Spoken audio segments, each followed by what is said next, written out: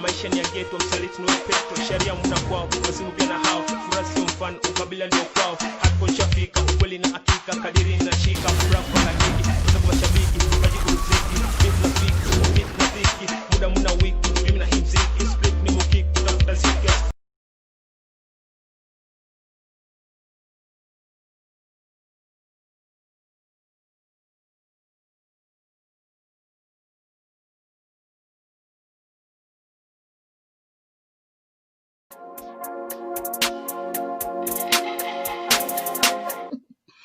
It's all good. It's all good though. Y'all check out my book. It will be out in July. My book is entitled God is on Trial: How Religion Keeps Humanity Under Mind Control and Fear. Let me repeat that. God is on trial. How religion keeps humanity under mind control and fear. It will be out in July. It is available. It will be available in paperback and Kindle.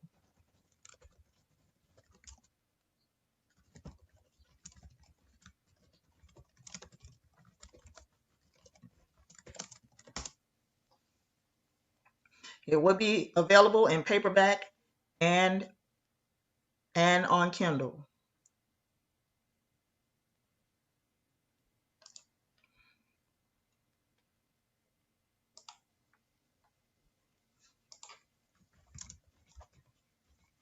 I said it will be out in July.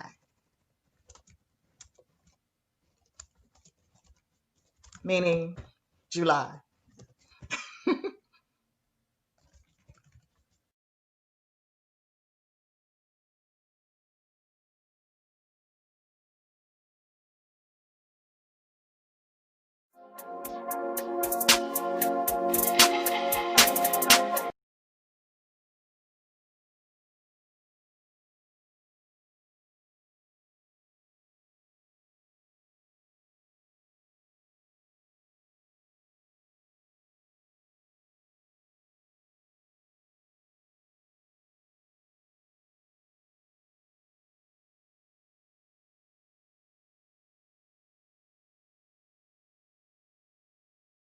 So when we look at how do we move forward and not ask or beg for reparations, how do we take reparations? Well, the initiative, our organization, we have a plan. And we're going to be taking over cities in Mississippi. That's what we have here with Maurice Muhammad. He's ready to rock the house. So first, tell us about this Mississippi campaign and the Mississippi Initiative and what that's all about and how it could benefit us. How did you come up with this? Oh, most definitely. Well, actually, when the idea first came up, it was Angel Snubnose who sent me a letter, and I read the letter, and he was talking about taking over the state of Mississippi. Oh, most definitely. Well, actually, when the idea first came up, it was Angel Snubnose who sent me a letter. Oh, most definitely. Well, actually, when the idea first came up, it was Angel Snubnose who sent me a letter. Oh, most definitely. Well, actually, when the idea first came up, it was Angel Snubnose who sent me a letter. Oh, most definitely. Well, actually, when the idea first came up, it was Angel Snubnose who sent me a letter. We're coming. And see, we ain't going to beg because there's cities in Mississippi, I can name one, Mount Bayou, Mississippi. That's all black.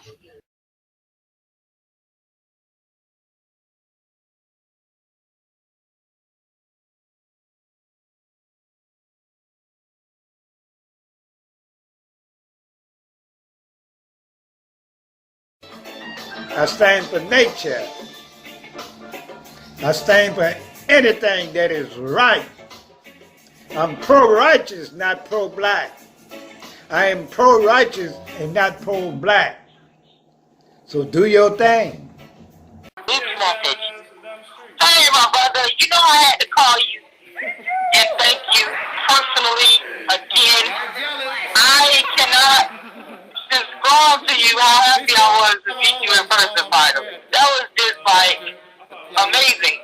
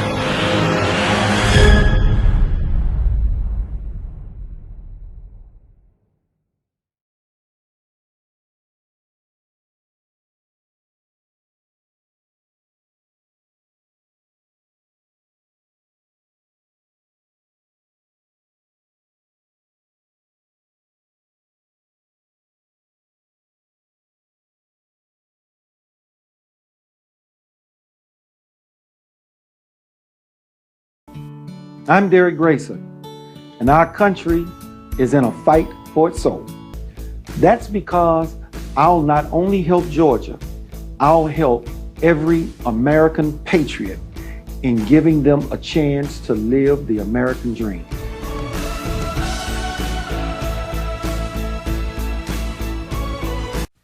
Free your mind and the rest will follow. Be colorblind, don't be so shallow. Speak your mind and change will follow. Now's the time, make your tomorrow. It's your right to vote. Please don't let it slip away. Don't let the few Rule the many. Rock the vote.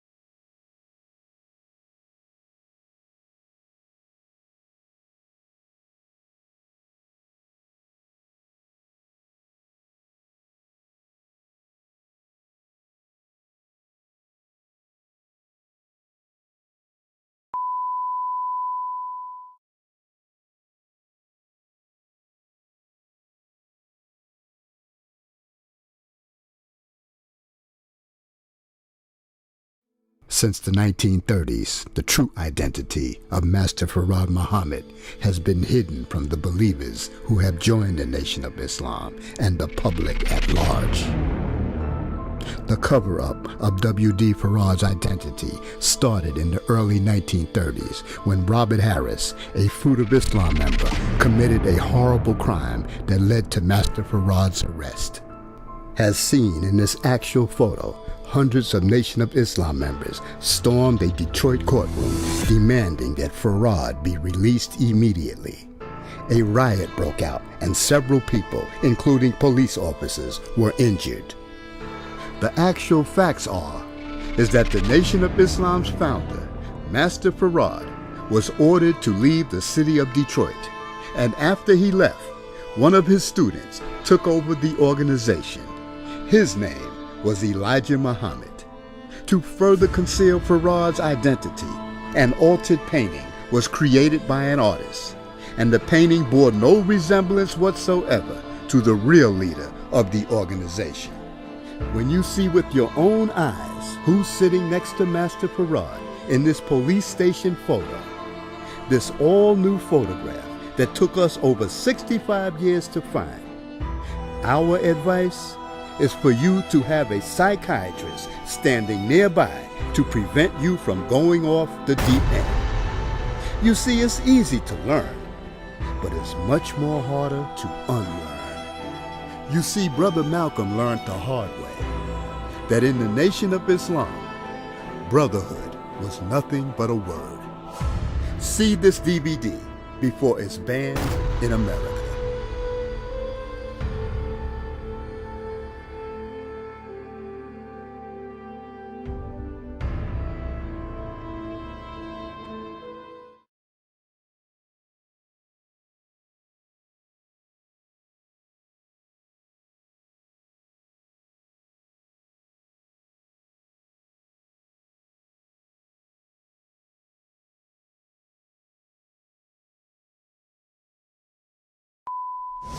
Operation Exodus, Mississippi.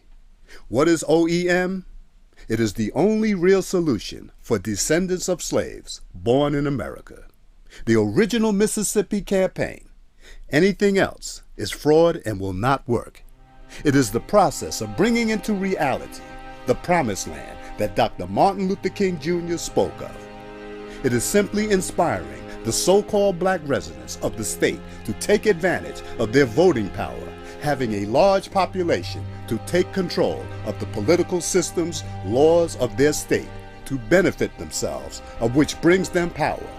Power they never had before. OEM has nothing to do with religious, personal, or political beliefs.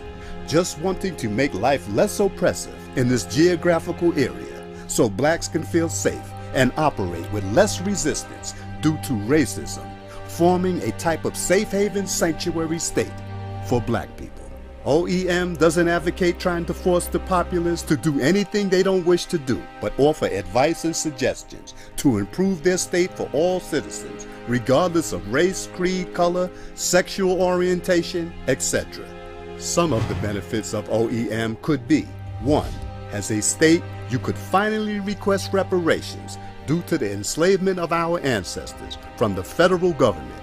Being such, monetary or other awards will not be going to individuals or groups, but a state now in control that benefits this people to help build what this people need to act like true, free, liberated, as well as equal citizens of this nation. 2.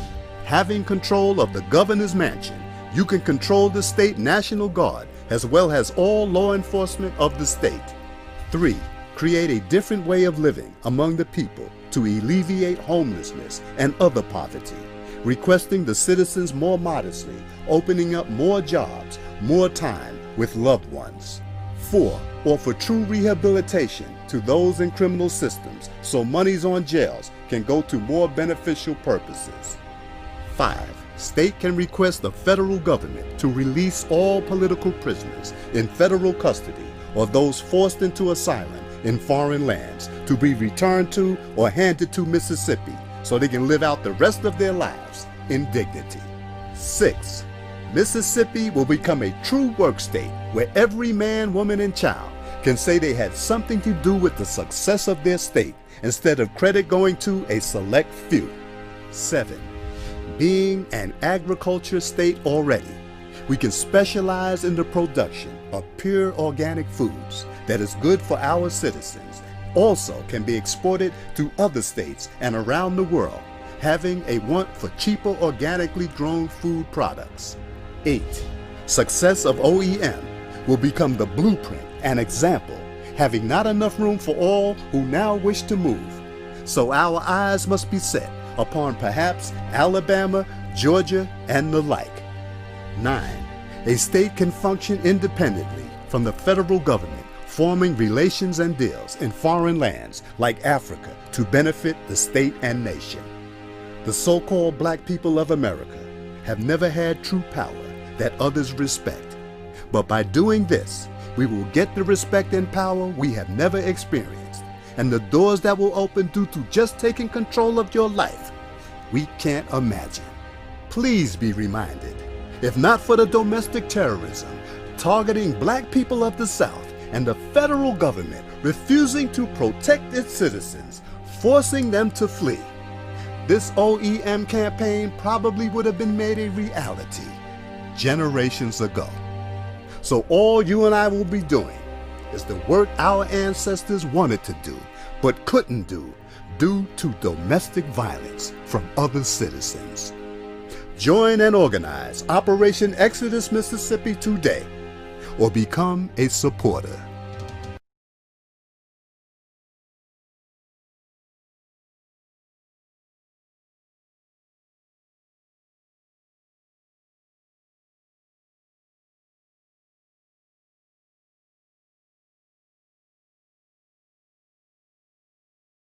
I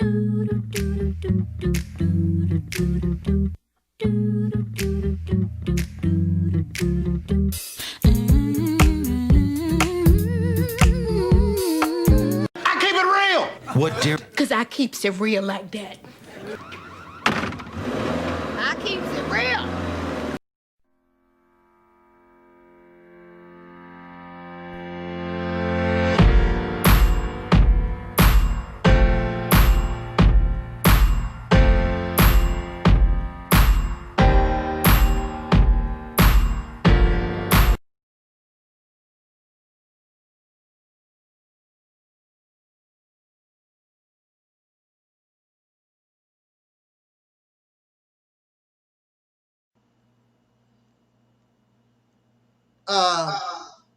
Oh yeah, okay. Made me lose my thought. Oh, I know what my third announcement was, and I want you brothers and sisters to help me, because I'm a nice guy and I always back down. But I want y'all to help me with this. That guy, Alcorn, that faceless guy, he is banned permanently from my channel. I do not want him on my channel no more. It's over. I blocked him from my email. I blocked him from this channel. He's blocked. I'm done. Oh. Alcorn is over. I don't want nothing to do with him no more. And this is what drove me over the edge. Alcorn sent me $1 to my medical fund. $1. $1. I mean, that's $1. That's couldn't even donate $10. $1. But it's an insult. I mean, couldn't even donate $10. $1. Nothing. Yeah, that was an insult. That was an insult. That's an insult. Yeah, that was. You know, here I am. My health is I'm in bad shape. My health. You took time out to talk to him too. Yeah. You took time out of your schedule. Yeah. And you took time out to have a conversation with him and feeling bad. You had a conversation with him while you was feeling bad, and he. Right. Wow. And I told him, if you ever try to communicate and come on my channel, not only will I report him to YouTube, but I will take legal action. Because then you become a stalker, because you have been warned not to have nothing to do with me anymore. I don't bother you. I don't go to your channel. I don't talk to you. Do not come here. Wow. Go about your business. So, like I said, I know I can be a nice guy sometimes, and I have a little mercy. That's what they call, that's the straw that broke the camel's back, as they say. $1. Yeah, $1. So you think this is a joke? You think, I guess you think that's funny. Yeah, trying to be funny. Trying to be funny. Yeah, I refunded him his $1. And it was an insult too. Yeah, and it's an insult. It was an insult, yeah. So I'm done. So if you ever see me or allow him to come to my channel, make sure y'all start hollering. Really, brother, no. Matter of fact, you leave. Matter of fact, you unsubscribe from me. You unsubscribe from me. He'll create a new username just to, come and mess with you. He's one of those types. He'll create a new username just to come and mess with you. Of course. Yeah. But I would screenshot those names, and when I accumulate enough, then I will go to law enforcement. He would be a stalker, and actually he's crossing over. See, when you cross from state to state, it becomes a federal crime. So on the internet, you're committing a felony. So I would advise them, you leave me alone. I'm not these other people. When I start making my moves on you, I'm not gonna stop till I get your ass in jail. My brother.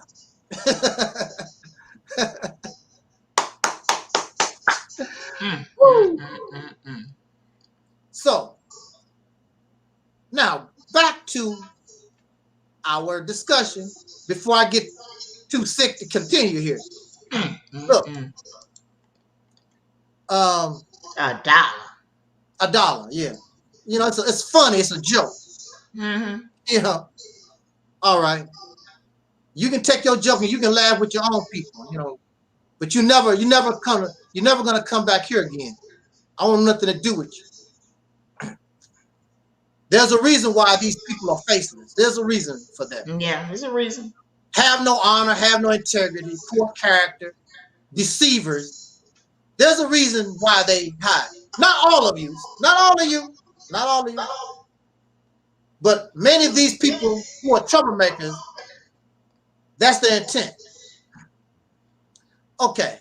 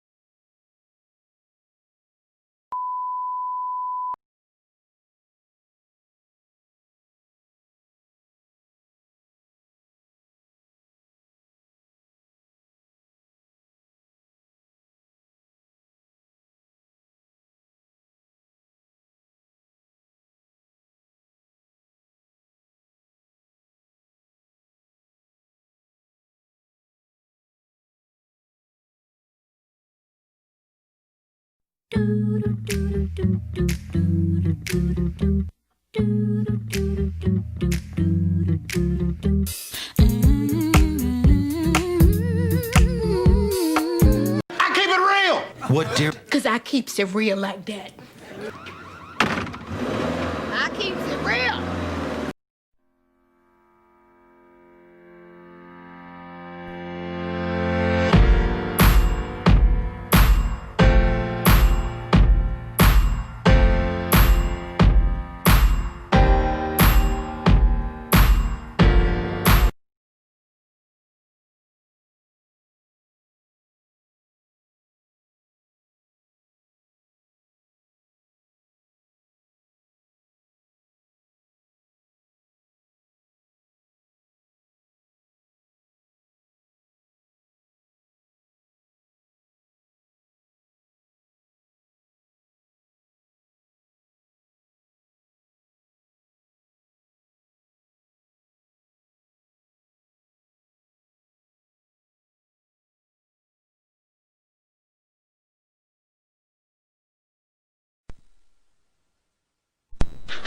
All right, peace. And hotel on road back once again. Back to the fringes within the black conscious community. All right, before I go any further, as an additional accessory to this brief description of the fringe in the black conscious community, I like to mention towards a YouTube reactionary person who couldn't even remotely adequately defend nor even stick the case he initiated, but resorted by tagging my YouTube name and making a video claiming I wish a person deaf if they didn't believe as I do over a damn discussion over the moon landing by presenting impotent and irrelevant replies and presenting no evidence, none whatsoever, but resorted by defending his bankrupt stance on the hopes of the merits of the lies, of the hysterical lies and discrepancies of the U.S. government as well as any other government or form of government, and simply applied and fruitless fallacy and argumental tactic by awkwardly projecting an irrelevant topic and presenting it in order to divert the attention from the original issue. And the more responses this person presenting an argument by leading attention away from the argument and to another topic, only to show how mentally incompetent and mentally bankrupt and impotent this person may be in the real world, which reflects that, then has to resort by calling me an Uncle Tom and a white boy, when he himself has made many. So myself resorted down to his level, or perhaps in his mind, I elevated up to his level by doing name callings that I did in a private message and what have you. Videos calling people out their names. This person eloquently fulfills the criteria and harmoniously description of the fringe to a T. Now,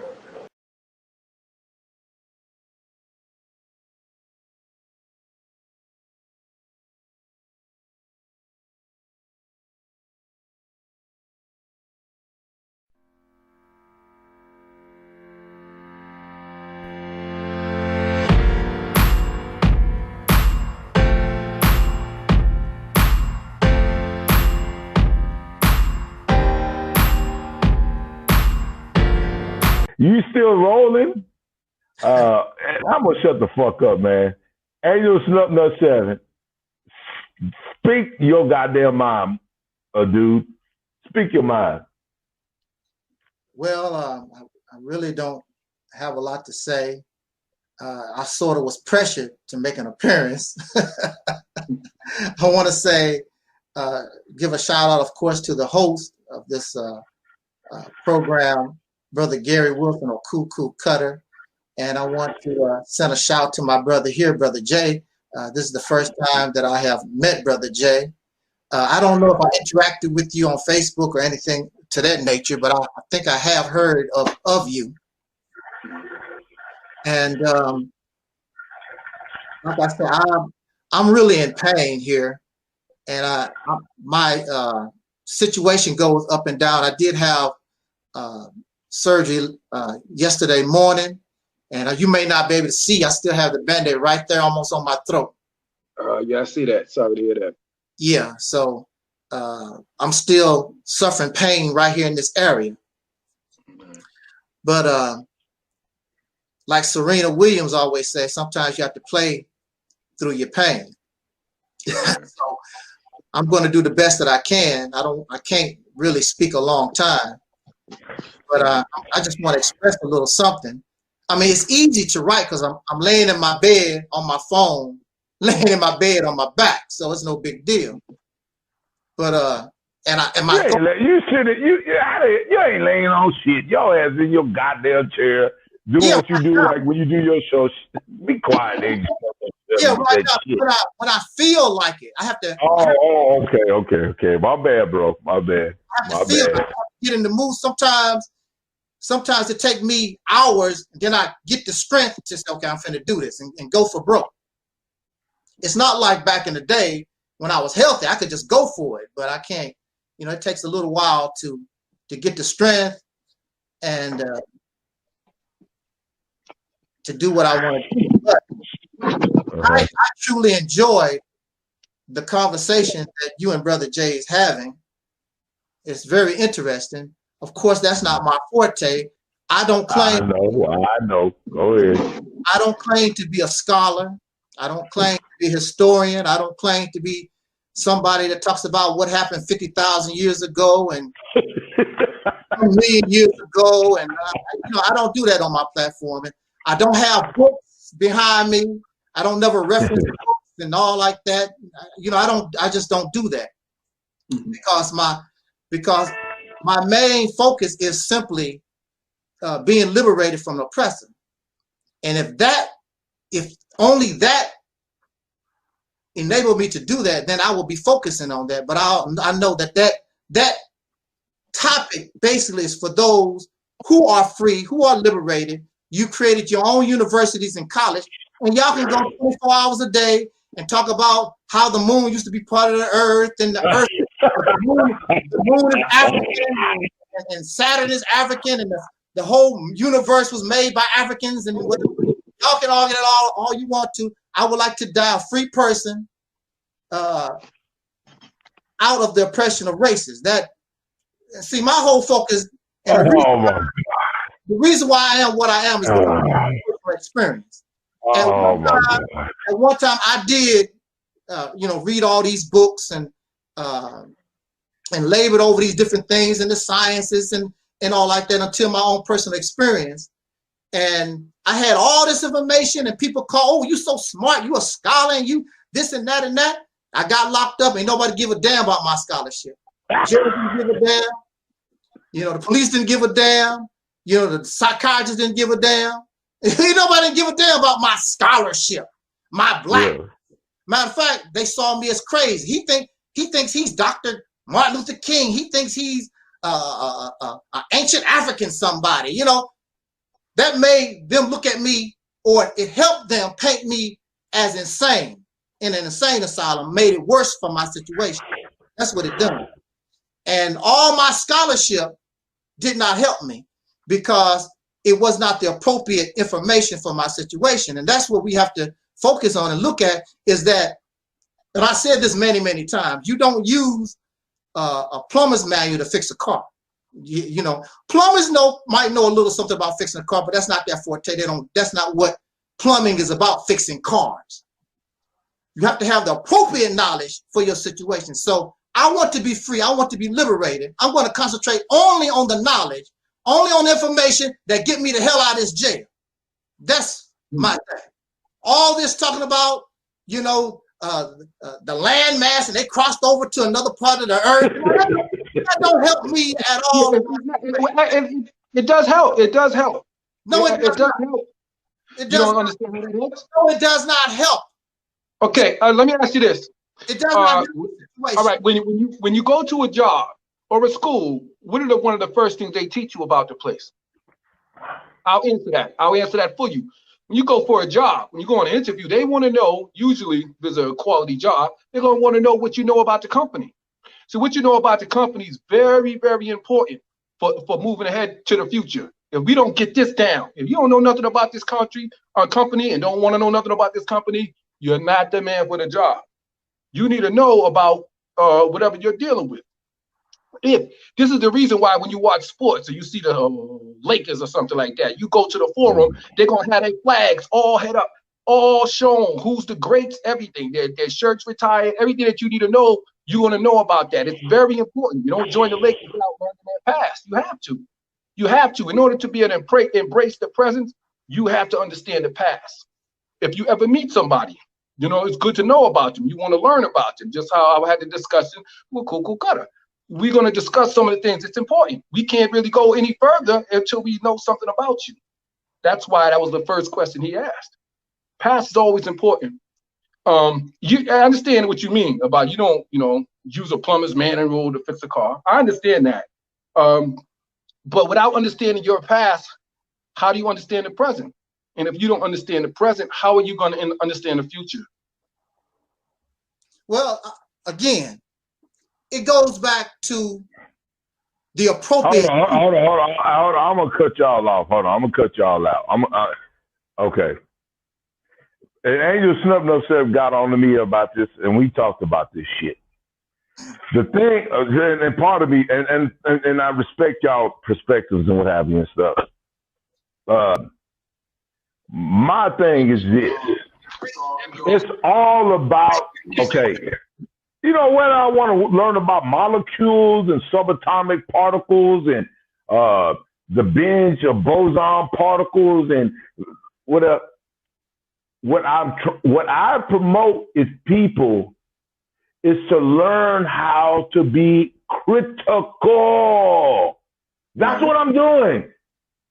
Angel 707, ain't nobody going to motherfucking goddamn give a shit what the fuck you think about. They have no affinity to you. There's small portions of people that do. They're in the same way I said the same thing towards you, Angel 707, the same thing, they don't give a rat's ass about me. What the fuck I'm talking about. And Jay, Bakari, whoever, Brother Maurice or whatever, Isaiah, whatever. What I'm trying to do is promote people to fucking think. And I'm trying to make people to invoke and make people to look back, to look at themselves. That's what I try to do. So when I engage and I do conversations and I engage and have discussions and all that kind of stuff, to me, it all falls back on your motherfucking ass. Because half of these motherfuckers are full of shit in reality.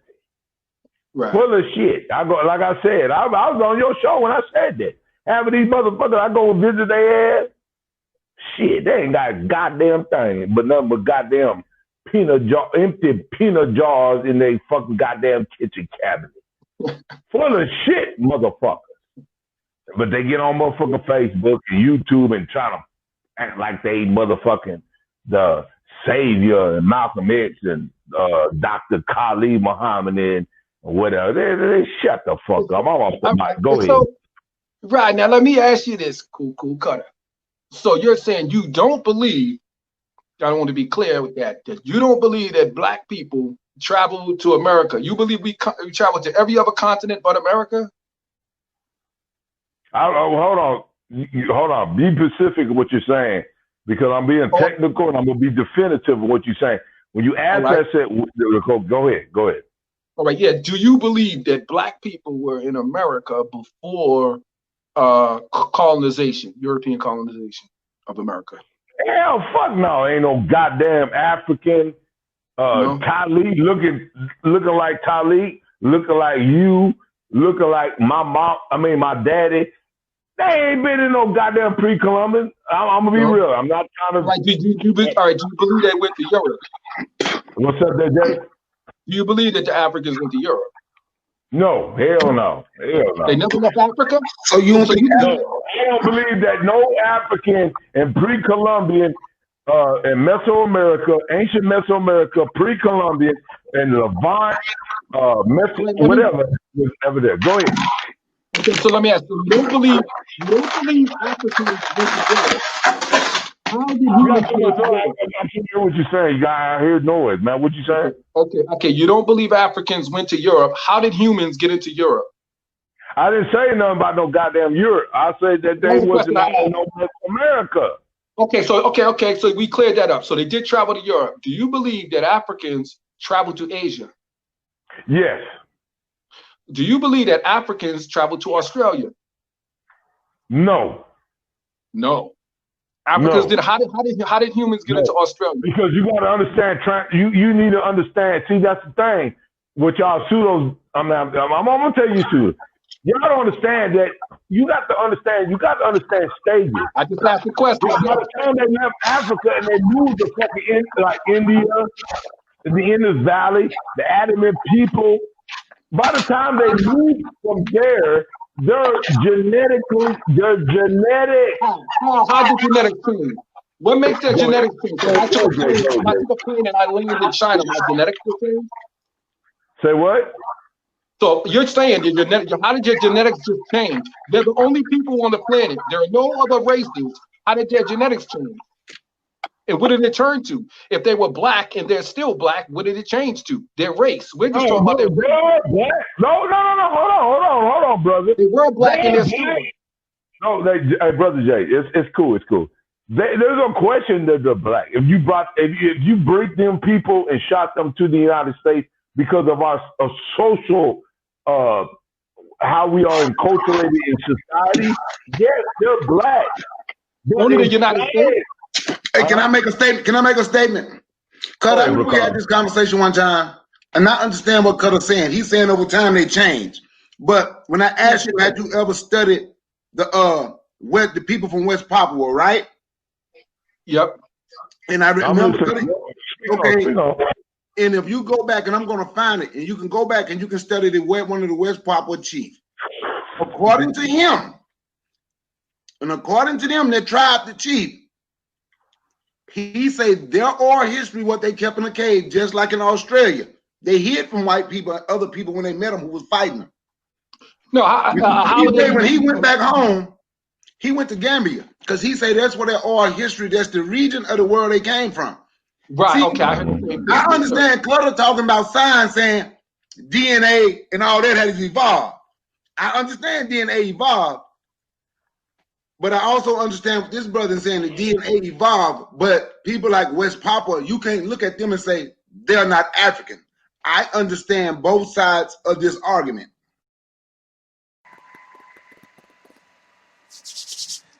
All righty then, let's do this play by play, how it all went down. Real easy. Very, very, very, very simple. Play by play. Now, as you can see, I was invited to this live stream. I did not ask. I told the host I did not feel like speaking or talking or interacting, but the host insisted, so I decided to make an appearance. Now, the host asked me for commentary, and as I began to speak, before I could even get into my commentary, the rude guest, another panelist, cuts me off. This is clear. You see this plain as day. Then the host cut the panelist off. You see how this went. It's right there before your eyes. I didn't make it up. Let's continue. But I want to say, and you see this for yourself, how rude, and this is the reason why, and I later find out that this guest was a Pan African. This is the reason why I don't like messing with this type of mindset, because as soon as they hear something they don't like, they got to respond immediately. They cannot just sit back in the cut, take notes, and then when it's your turn, say something. And if you speak up on this matter, now they want to begin to get belligerent and loud and try to speak over somebody and all this silly nonsense, because they cannot handle the real truth. They cannot handle what they look like in real time. In their mind, they look this way. So I got to talk to try to justify where I'm coming from. I want to justify my mindset. This is how it's supposed to go. No, that's not how it's supposed to go. And that's why when I speak, it hurts them so bad, because it breaks up their delusions, this fantasy world they got in their mind. And they want to stay asleep. They want to be unconscious instead of conscious. Let us continue. Play by play. And I hate to use that word. I don't never call nobody no nigga, because I ain't nobody's slave. So whoever choose to be that, they are that. But I don't call nobody that. But they black. But I do understand, and I rock with the science. I can't get on here and say, ooh, what Jay's saying sound good, and turn my back on what I've been rocking with. You can explain it better than Isaiah Israel. You explains it better than him. But I also understands the science side. So let me ask you a question. Just simply, was Napoleon black? Was Napoleon black? No. Yeah. Okay. No. Was the first Vikings black? Could there have been blacks among Vikings? Yes, there could be black among Vikings. Damn, I agree with some people over there. That's what I said on Facebook, that African people was there, and it may have been a few people fighting with them. But that don't make all damn Vikings black. Right. How do you see what I'm talking about, Carter? Hey, real quick, I'm gonna cut y'all off, man. And it seems like I'm being premature. I want our brother, Angel Snuffnut 7, to get on the platform and say, based on what he's hearing, and I want to hear his voice and his perspective and his views. Angel Snuffnut said, hey, Brother Bakari, I apologize that I did. And I ain't gonna apologize. There ain't no apologize. That's some shit. All right. Okay. You'll come back, and you can come back with your continuation. I want to hear Brother Angel Snup, the Reality Temple of Earth, the one and only Angel Snup 7, to goddamn chime in. Angel Snup 7, go ahead, brother. I got to see you, by the way. Cutter, I want you to see this for you.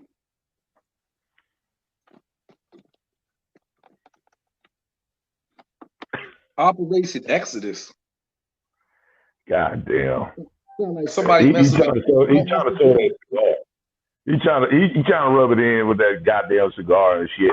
Christina come on this motherfucker gonna goddamn rub ankles and shit and get tender dick. Angel Snup 7, go ahead, brother. Okay. Well, again, shout out to Brother Bakari, the peacemaker. Again, for me, I'm listening to the conversation and I'm trying to figure out, and I would like I heard Brother Jay's explanation. He says that this conversation can help us become liberated. I've never heard of a conversation like this being had in any struggle of liberation or revolution anywhere around the world, that this helped the people become liberated. They had to pick up a gun. They had to pick up a gun. They had to have strategy and unify and move the bad guys out the way so they can create the universities and the schools of learning, so these type of things can be argued back and forth, and that's your business. But this has nothing to do, this type of conversation does not help us, has nothing to do with the strategy of a revolutionary or a liberator. It does nothing to help you form a key to get out that door of your incarceration. And that's where I stand. So it's a wonderful conversation, and it's good, and it's great, incredible information. And the reality is it's based on assumptions and theory, because you did not live 50,000 years ago. You did not live 50 years ago. You get information. Hey, Jay, brother. You got to let the person who's speaking, let them speak, man. Let them speak, man. Let them speak. Let them speak, man. You go get ahead, brother. From sources, and these sources can be in error. These sources, anything that comes from a man is fallible. Anything that comes from a man has error in it. There is no factual information, because the same thing that you say, another scientist, another scholar will say contrary. History, and it is proven that history and even science can be made to say anything that you want to say and fit your particular narrative, what you believe in. And Adolf Hitler is a prime example. Adolf Hitler used scholarship, science, history for his own personal agenda. They went out all around the world. He sent his historians and people all around the world to find artifacts or whatever information they needed in order to support their narrative. So this is what you find information, because you wasn't there. So everything is up for interpretation, theory, beliefs, and assumptions. You wasn't there. You don't know. How do you know? How can you actually sit here and argue with somebody when they said, oh, there was some type of land bridge and they crossed? You wasn't there. How do you know? You don't know.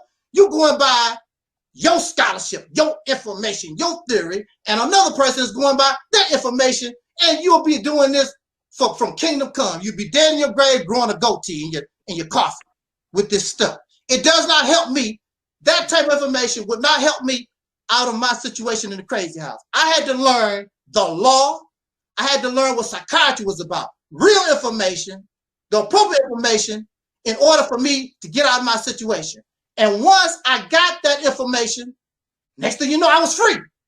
Here you are, you've been doing this on YouTube 20 years, 30 years, and how close are you to being liberated? How close are you getting out the door from your oppressor? You're not. So that type of conversation does not help you. It makes you feel good, makes you feel scholarly, makes you feel smart, and you can go to other slaves. Look what I know. I've been doing this. I've been studying for 35 years. I've been studying for 50 years. And you die a slave on the plantation. And all your leaders that you pump up, Marcus Garvey included, and Malcolm and Elijah Muhammad, all our people, they gave a good try, but they failed at the effort. They did not liberate us. They did not open the door and get us out of this situation. They did not open the door. They failed. So they died a slave. They died a loser. And that's the reality of it.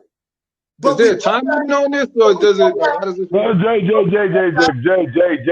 bro, let him talk, man. Let him talk. Let him talk. You have all day. Hold on, Jay. I know I'm messing with you. Jay, you have all day. You'll have all day to goddamn respond. Let him talk. I said I gotta go. And you know, you can. I mean, it makes you feel. All this stuff makes you feel good, and that's wonderful. It's just like religion. You go and you read your books and your scholarship, just like you used to go to church if you ever went to church, and you clap your hand and you go teach, brother, teach, preach, brother, preaching, Black Power Hotel. Same kind of stuff that we used to do to church stuff is amen, Jesus, hallelujah. The same type of attitude, same type of thing. And you got churches on every corner, mosque on every corner, all around the world, and the people are still living under oppression. The people are still, the condition has not changed because they have not been led to the correct action, the appropriate knowledge in order to get themselves out of this jail once and for all. They don't really have the key. Sound good. I mean, you sound good, smart, you know, and all that type of good stuff, but your condition has not changed. It's been close to or over 100 years since Garvey. What have you done? It's thousands of Pan-Africans, thousands of Black First, thousands of Nation of Islam, thousands of Moors. It's thousands of you. And you're still in the same condition. Matter of fact, you can't even replicate what Marcus Garvey did. You can't even replicate what Elijah Muhammad done. You can't even replicate what Booker T. Washington did. You can't even replicate. The only thing you can do is science. We used to call it sciencing in the Nation of Islam. You know, blowing smoke up somebody's backside. And other people who like smoke, they don't mind it. I'm not into it. I want out of the jail. You're not offering me nothing. I want to get out of the jail. I want to be out of incarceration. I want this to end once and for all. That's what I concentrate on. These things will not help me get out of jail. It's as simple as that. And to conclude, I want to go back to the original reason why, brother, I know I'm messing with your emotion. It's just building up, and so you can't even it's just building up and you can't even hold it back. Oh no, bro, that's wrong. Because you're so emotional. You know, all that emotional spirit, that's the same type of thing that we experience in church. I got to tell him about Jesus. I got to tell him about the Africans went to the moon. They used a tree stalk. And used a big rubber band and went to the moon before the white man. You want to tell me about amazing stuff, what somebody did in the past? I don't care nothing about the past. It's over. It's done. The reason why you concentrate on the past, because you can't do nothing in 2020. So you got to talk about what the Africans did. And believe me, this is a good thing. I don't want these peckerwoods to run around here to claim things and act like dark-skinned people didn't do this and dark-skinned people didn't do that. That's not what I'm saying. I want their lies to be exposed. I want that misinformation to be exposed. That's not what I'm about. But what I'm putting before us is that we concentrate on things that's really in 2020 not doing us any good. All this scholarship, it's not doing anything. And you can get angry at me all that you want to. The condition shows you're not going nowhere. As long as you can play on YouTube, and write on the white man's Facebook, white man's YouTube, and you get 3 meals a day, you got a nice house, nice apartment, whatever. Really, you satisfied. You really don't want liberation. You really don't want a revolution where you really have to pick up a gun and get your brains blown out fighting for your freedom. You're not really about that type of action. You're not really about that. It's easier to come on YouTube and talk about, well, 80,000 years ago, the black man took a walnut tree and created a moose, that type of thing. That's what you want to play around with. I'm not about that. I'm willing to take the bullet in the brain. I'm sick of this situation. If I had children, and see, some of y'all have children. You should want a better condition for your children. That's why the young people get upset with the elders and talk about the elders didn't do this for us. The elders didn't do that. Here we are in 2020, and you complain, well, the elders didn't do this and the elders didn't do that. Now it's your turn. Now you becoming the elder. What are you going to do? Absolutely nothing at all. You're not going to do anything different. You're doing the same thing that the elders did because they were scared to deal with this peck of wood once and for all. And the thing about it is, it's not that a lot of them didn't want to. They didn't know how. And you are ashamed and you don't want to admit you really don't know how. So it's easy to finesse and perpetrate a fraud and talk about history and science all day long, 24 hours a day. That don't help me. You explain to me how would this information help me get out the nut house? It won't help me at all. It won't help me. It will not help us get out. It does nothing. It educates you. It's inspiring. It's inspiring, but it does nothing to change the condition. 100 years. 100 years. So what do you do? Years tell us it does not. Your condition is still the change. And let me say this before I get out of here. I want to say this before I get out of here about the. That's weak, man. You can't do all that and then leave. Hold on, let me say my thing. You can have it because I'll. 10 minutes. It's 10 minutes. Now we want to talk about this unification thing. Oh man, now you switch it to another subject. You just went 10 minutes. I want to say this because it was on me. I was given a chance earlier. I talked to you, and you and brother took the conversation over. Now let me say my piece, and y'all can have it. I'm out. I'm already 5,000. Straight, but all right. Now look here. I want to say this about the tribe thing. If it was not for severe tribalism, these Peckerwoods couldn't, and this is a agreed upon thing. If it was, yes, it is. If it wasn't for Africans, there would never been an American slave trade. Those African people helped. That's a lot. That's a lot. Which ones? Which ones? You don't even know history, but you're gonna say a lie about history. So which one? Which African nation? Which African group? Who did it? I'm not gonna you get don't know. But you're talking about what you don't know. So you're talking about what you don't know. If you don't know, just say you don't know.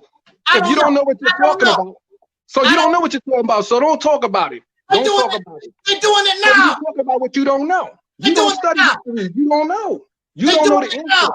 So you don't read. I'm not united. Those who don't read, when you don't read, every country, everybody had tribes. Nobody. Hey man, yeah. Hold on a second. Y'all chill out. Come on, dude.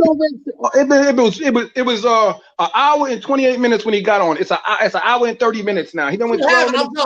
I'm gonna take it. Hold on. Let brother. I'm gone. Let him speak. Run, man. He gonna throw a rock and run. I'm not gonna run now. Come on, why wouldn't you stay, man? Be like a man. Stay there and listen to everything like we had to. That won't even be fair. I got to go. You don't gotta go. You just want to say your piece and run. Like throw a rock and run and not deal with the repercussions. Why not stay there and have to listen? Judge for yourself. Judge for yourself. What they say, a picture is worth 1,000 words. Judge for yourself. In the beginning, I was asked by the host to come and say a few words. And the host and a panelist, they both cut me off. Again, after another 30, 35 minutes or whatever, the host asked me to chime in. So I begin to chime in. And if you look at this panelist, does not like the words that I say. Can't hold back. Want to talk about the time. You took my time. You took the time from the very beginning. I didn't get a chance to say what I wanted to say. I would have had those 10 minutes. You took my 10 minutes or 15, whatever it is, that I'm not giving a time. The host has enough respect for me. Let me chime in. He did not give me a time. He did not say you have 10 minutes or 2 minutes or 15 minutes. Chime in. But that's the way these Pan-African, these overly emotional folks are. They don't want to give you any time because they cannot handle what you say. I cannot even begin to talk. And on top of that, I told them I did not feel like speaking. I did not feel like talking anyway. But that makes no difference. I told them, and they already know that I'm not in the mood for this. But see, sharks, when they smell blood in the water, they feel as though that's their time to attack. So that's what they're done. I did not do anything to Cuckoo Cutter. I did not do anything to this man. You could have just said, shut up, and I'm out and gone. You don't want to hear my opinion? You know I'm not going to say something that you want to hear. Cuckoo Cutter knows how I feel about the Pan-African mindset and all this blackity black stuff. I kicked all those type of people off my platform. All these, I love Jesus and gods and the spirits. I kicked all of them off my platform. I don't have time for all that over-emotional obsession with this going nowhere ideology. And it is not taking you nowhere. They don't want to hear that. They want to continue to be the big-ass losers that they are. I'm a winner. I don't want to be around losers, pretend winners. I want to win for real. I don't want to pretend to be a winner. So I'm already 5,000.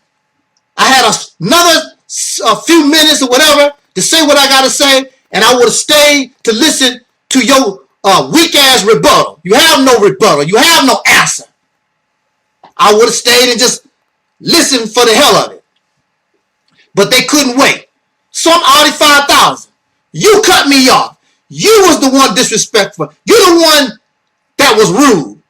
I'm leaving because I'm not going back and forth with you. I'm not doing that. And so Cuckoo Cutter, he wants to see a nice little fight, a nice back and forth show. I'm not going to be your damn entertainer. I'm not here to entertain you. I'm here to bring us real truth in the best manner that I can. I'm not here to be your entertainer. You can take it or let it alone, like Elijah Muhammad always said. And I'm already 5,000. I'm done. I don't owe you nothing. You're not paying me nothing. I don't have to stay. I'm grown. I'm a grown man. I'm an adult. If I want to be here, I will. If I don't want to be here, I'm gone. You put me in a situation, I don't feel comfortable, I don't like it, I'm gone. And you're not going to force me to be here. I'm not your damn slave. You can bring all this kitty stuff. Oh, you scared, and you this. I don't give a damn about what you said. I'm already 5,000. I'm gone. I'm not doing it. I did that with Maurice Muhammad way back a few years ago in a so-called debate. I'm not doing that foolishness no more. You're not on my level. You're living in the past. 12,000 years ago and all this hotshot philosophy, and your ass still a Negro slave living in America. It's thousands of you with this mentality. Or be just like Gary. Just be a comfortable ass slave and just learn how to tolerate every damn thing. Nothing but a bunch of comfortable slaves. What conversation are people who are slaves you're going to have with me, and my mind is liberated and free from religion, that black scholarship, this American society. My mind is liberated from all that garbage. What conversation can you have with me when I want to get out of the prison and you want to stay in? You don't give a damn how long you stay in. Talk about you don't have a timetable. It's the process, because you don't know what to do to get the hell out of here. The process. Everything's supposed to be on a timetable when you gonna get out. If you don't have that, then you don't know what the hell you're doing. You don't have no idea what you're doing. I don't want to be part of a confused conversation. You go and y'all argue among yourselves with this nothing that you have. And so Gary is angry because I refuse to play that. I'm not doing it on my channel. What make you think I'm going to come to your channel and go back and forth with this howdy doody, pretend to be African, whatever the hell they supposed to be, guy that I don't even know. So that's what happened. And Gary was drinking as usual. He's on the bottle. That's your personal thing, no problem. But he's on the bottle. You know, they want to have fun. I'm not here to have fun. I'm not here to live a comfortable life. If your life is so good and everything y'all doing is so wonderful, what the hell you get angry at me because I'm a nobody giving my little 2 cents? But apparently I hurt your little itty bitty feelings. Your life is not good as you want to put out there. Your crap that you presenting is not good as you think that it is. And that's what you don't like about me. I'm the man in the mirror and you should be making a change, but you'd rather stay in the damn gutter and make excuses why you can't get out of the gutter. That's not what this ministry is about. It's about getting out of this position once and for all as soon as possible. Put time limits on it. You got to have time on it. If I don't know what I'm doing, I'll be happy to sit my happy ass down. It's simple as that. So we're going to continue this play by play, show you the responses, and then we just out of here. Remember Soul Liberation Day, December of this year, 2021. The theme is an idle mind is the devil's workshop. That's the theme. December 7th. More details as the months progress. Soul Liberation Day 2021. I want to thank everybody for donating to my medical hospital fund. Brother Gary was supposed to. He never had no intent, clearly, to help his brother. He didn't have no intent. So that already made me look at him another way when I saw that this man, I know making big time money, didn't do nothing to help his brother in a time of need. I don't need your help. I didn't need your help in 2007, 2008, 2009, 2011. I don't need your damn help. Y'all go in science and talk about a 50,000-year-old river and African monkeys that went to the moon or whatever the hell y'all want to talk about. I could care less. My position is simply to change this condition and get the hell out of jail. I don't have time to be monkeying around with some books. That stuff don't mean nothing. Clearly it's not changing your condition. Make you feel good. Make you feel smart. I've been studying this 35 years. I've been studying this 40 years.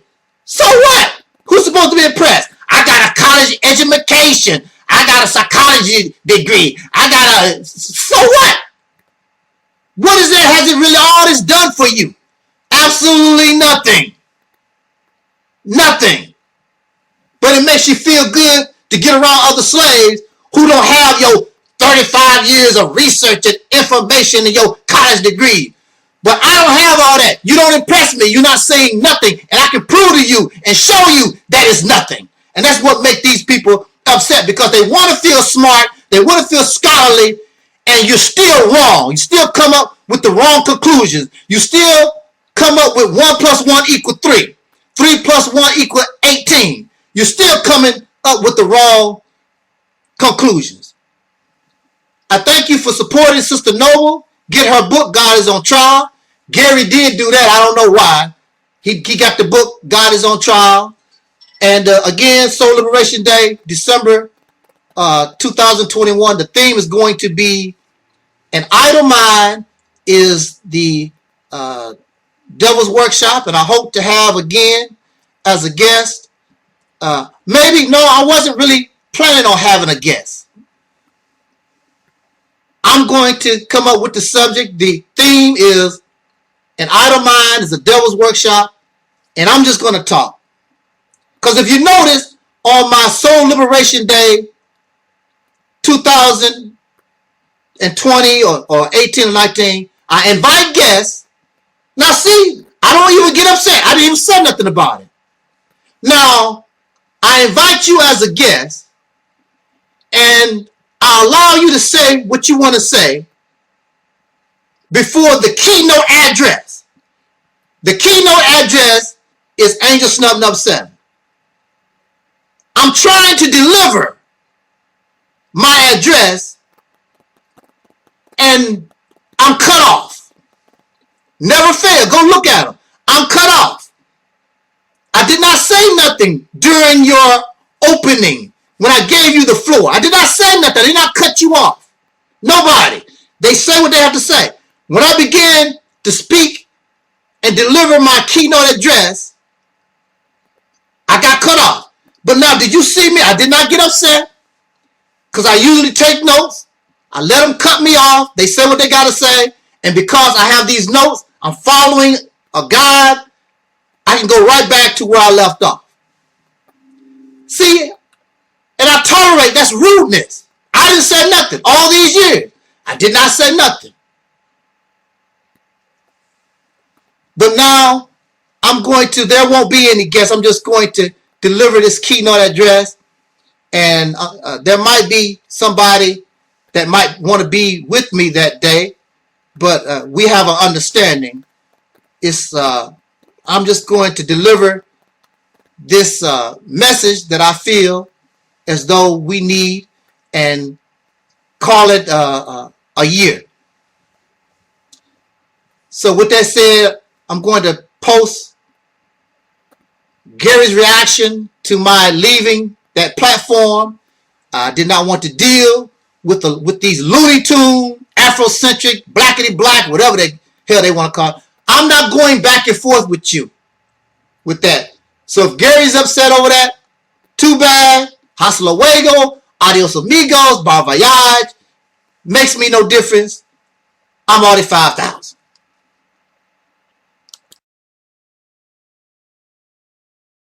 Here you go. Right. Hey, you stuff. You watch my show, right? Because you're messing me, right? You're messing me, right? Bring your ass on the goddamn show and holler at Jay or holler at me. Quit trying to send me goddamn text messages when you know I'm on the motherfucking show. You know what I'm saying? And stop being fucking technical and say, oh, sending messages, yes, but I don't share. Probably this motherfucker goddamn ain't sharing shit. If you're the reality temple of Earth, right? That's what your show is, called the Reality Temple on Earth. Why don't you be realistic and bring your motherfucking ass on the goddamn show? Your goddamn superficial, just add water, Roman noodle ass motherfucking goddamn ambition shit. See, you fuck with me, man. I never fuck with you, but you're fucking with me. If you want to bring funk, I'll bring motherfucking funk. The difference between me and you, I don't hide shit about my life. Everybody sees me on Facebook and people know me. I show my negative, I show my positive, I show my cons, and I show my pros. What about your ass? If we dig up some motherfucking shit about your life, how about if we know about your motherfucking life what I know about your motherfucking life, bitch? So bring your motherfucking ass on this motherfucking show and quit being a fucking cow. You fucking living in the four walls and a roof. So bring your motherfucking ass. So shut your goddamn ass up, motherfucker. Everybody's against your motherfucking. Maurice don't like your ass. Israel don't like your ass. Bakari, I don't want to bring Bakari. Bakari likes you. I like you. And God in Hollywood don't like your motherfucking funky ass. So bring your motherfucking ass on this goddamn show and be a fucking man about shit, motherfucker. God damn, texting me and telling me shit and what happened and stuff. But your ass got videos talking about everybody's religion, talking about people, and call me a goddamn animal abuser. Cause your ass got a fuck. He called me a fucking animal abuser. Wow. Bitch made ass nigga. Fuck you. Don't worry about it. That's why your ass is miserable. Your life sucks. He's watching my video and he's texting me. That one nigga that you were talking to. Right, yeah, I know you. He probably a sucker that probably called my fucking job. Oh, sucker ass. He a sucker. He's a mental case, man. He's a mental case. He's a fucking mental case. Yeah, he probably called my fucking job like a lot of people do. They call my job, think they can fire me and shit. Yeah, when they already know, they watch my videos and shit. They can't fire me. You know. But go ahead. Sorry about for that distraction. No, that's quite all right. Being a whole ass motherfucking shit. Why nobody like his ass. I don't understand why he won't come. It's just like he's an idiot. He's smart when his ways, but he's a fucking coward. He lives in a world and his head, his receipt. Well, he ain't got no receipt and shit and what having stuff. His turtle nose and what having shit. He lives in a world that he talks with himself. He's borderline schizophrenic. He talks to himself. He's combating himself. He thinks everybody's listening to his funky ass. Nobody listening to him. I listen to him because I used to, I got respect for him. But he's a sucker. He's an impotent, bankrupt, just like I said, just add water, Roman noodle activist who thinks that everybody's listening to him and they're gonna somewhat listen to him. Like I told him, my mama don't give a fuck about your ass. My homies don't give a fuck about you. My kids don't give a fuck about you. 42 million Black Americans don't give a fuck about what you talk about. Nothing. And I come on this show, and I never claim to be an activist. I'm not trying to save people. I'm not trying to do anything. I'm not trying to do anything. I'm a professional truck driver. I'm not a scholar. I'm not a historian. I'm a shade tree person that loves to talk about science. I love to talk about that. Just like people want to talk about sports, they want to talk about fishing, they want to talk about collecting turtles, seashells at the ocean. 7 billion people don't. It's not like you, idiot. God damn. Go ahead, Jay. So he's not gonna come on. I mean, because I would like to go back and discuss more with him. I don't, like you said, I don't even remember what the fuck y'all got. Oh, he got mad. What was he talking about? Big ass on the show. Annual Snub 7. I mean, you super whatever, and you want to be the leader of the Mississippi Exodus campaign, but then you want to go to Mississippi. You know good and well them white folks gonna fuck your ass up. Right. The first thing they say, your ass gonna be tight as whatever and shit, and then you're gonna get on YouTube and run your fucking mouth and shit. Fuck you, man. Go ahead, Jay. What were y'all arguing about? Really nothing. I just, you know what I'm saying, because he got that good time. You gave him enough time to go on him, and he just talked about everything, you know what I mean? He was like against everything, but he's like the dude on the team that, we have time, we down by 10 points, and he's just pointing the finger at everybody, and I mean, that's him. Oh, there's no need to try to do anything, and you're a waste of time, and he's just saying a bunch of nothing really, you know what I mean? But I appreciate it, you know what I'm saying, because we once again we oppose each other. We should be able to go back and forth, Well, he don't know how to debate. He don't know how to debate. If you look at the videos and how y'all discuss and what have you, what he is, he's neurotic and he's fixated because he has this mythos in his mind. I call it armchair logic. He don't, and I always say that you can tell that he read books and what have you because I can listen to his articulation and his vocabulary, his repertoire. So I can tell he's educated in some way. But in this modern time, you can tell that he just relies on instinct. He relies on his mind and what have you, shit. Like he defies DNA and all this other bullshit. Then he comes with his theories and shit that we're hybrids and whatever. And I told Brother Bukasi, this nigga right here is hurling subliminal. When we start talking about African DNA, this nigga gets on the goddamn Facebook, his YouTube talking about Africans and Aboriginal is stupid. He do shit like it's whole shit. See, what it is, he's disjointed. You can tell that he doesn't associate with people. Right. He associates with people, but he's out of touch with. Yeah, he's real bitter. He's so bitter. He's miserable. I call it. He's miserable. His life sucks, man. His life sucks. And then you want to accuse me, I'm an alcoholic and whatever. You goddamn right, I fucking drink. I drink, whatever. I ain't drink today. I had a shot today though, but I fucked up last night though. That was my motherfucking fault. And he say, I get people threatening me, trying to kill me. People calling my job. People sending me messages they want to kill. I got a video of him saying that. I'm not worrying about that fucking shit. Like I said, the last time I give a fuck about a motherfucker talking about me, about their opinions, like I said, the last time I try to pay my bills with it, they don't do a goddamn thing, Jay. But let's get off this motherfucker, man. Right. But Jay, but anyway, what was y'all? If you can refresh our argument.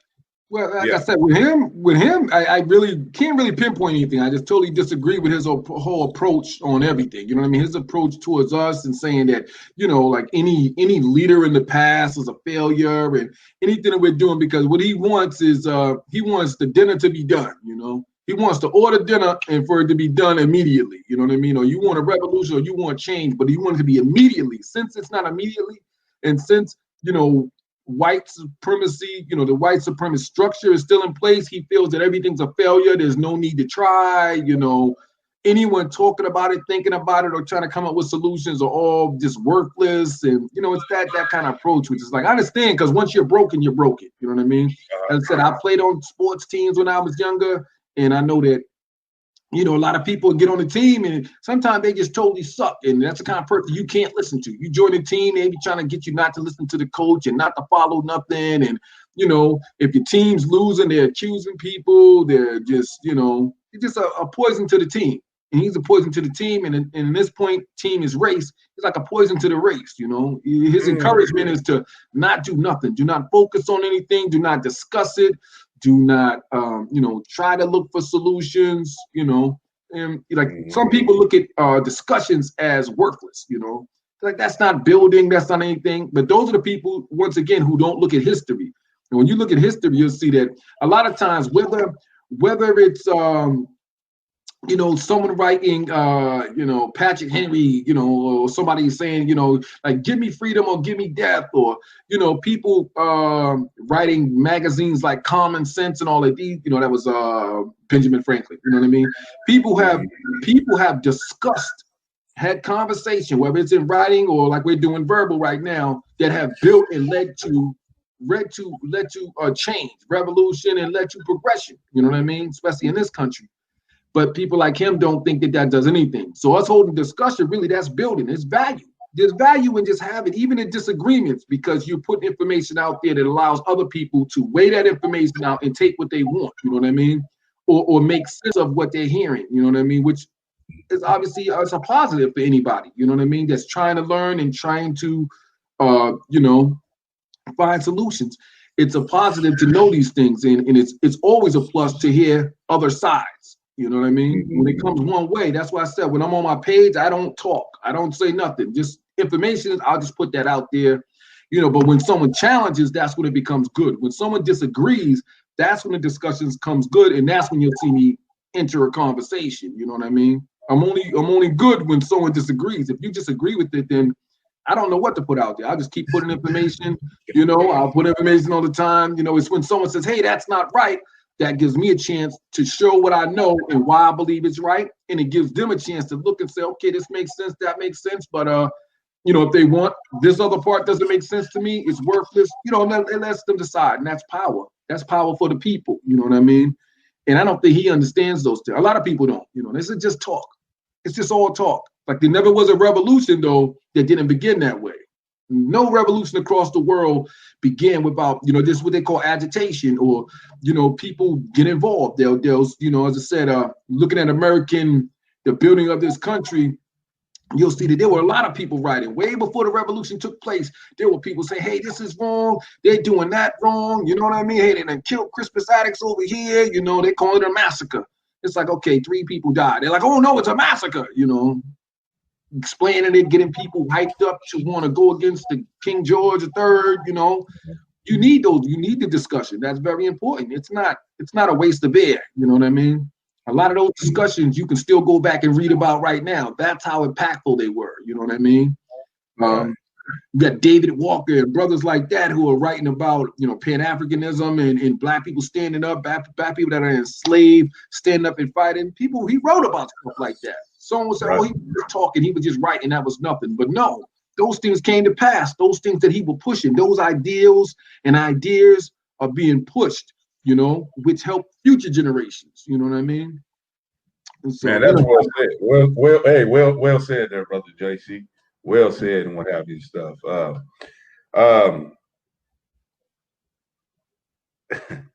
It was crazy, like you allowed him to speak for 12 minutes and whatever. And brother Taalik does have very good points and what have you stuff. I mean, he's raw, he's unfiltered.